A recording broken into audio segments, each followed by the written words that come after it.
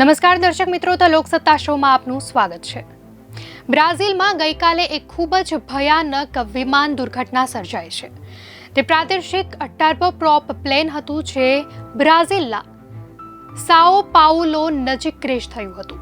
વિમાનમાં 61 લોકો સવાર હતા। દુર્ઘટનામાં તમામ 61 લોકોના મોત થયા છે।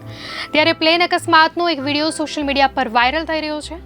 વાયરલ વિડીયો જોઈને અંદાજ લગાવી શકાય છે કે પ્લેન દુર્ઘટના કેટલી ભયાનક હતી। 2007 પછી બ્રાઝિલની આ સૌથી મોટી વિમાન દુર્ઘટના છે। 2007માં સાઓ પાઉલોમાં TAM એક્સપ્રેસ વિમાન દુર્ઘટનામાં 199 લોકોના મોત થયા હતા। વાયરલ વિડીયોમાં પ્લેન ઊંચાઈ પર ઉડતું જોવા મળે છે, પછી અચાનક તે સીધું નીચેની તરફ પડવા લાગે છે। ફ્રેન્ચ ઇટાલિયન વિમાન કંપનીના અધિકારીઓએ જણાવ્યું છે કે વિમાન જ્યાં પડ્યું ત્યાં માત્ર એક જ મકાનને નુકસાન થયું છે, જમીન પર કોઈને ઈજા થઈ નથી।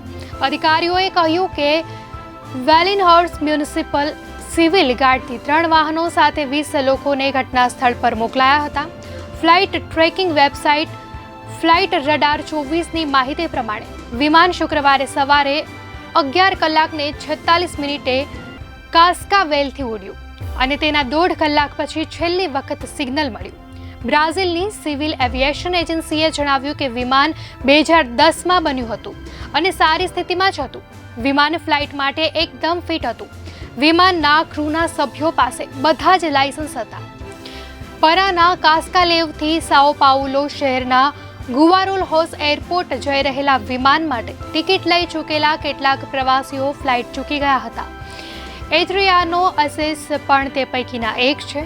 તેમણે કહ્યું કે વિમાનના ડિપાર્ચર વિશે કોઈ જાણકારી ન હતી કે તે ક્યારે ઉડશે। કાઉન્ટર પર આ વિશે જાણકારી આપનાર પણ કોઈ ન હતું।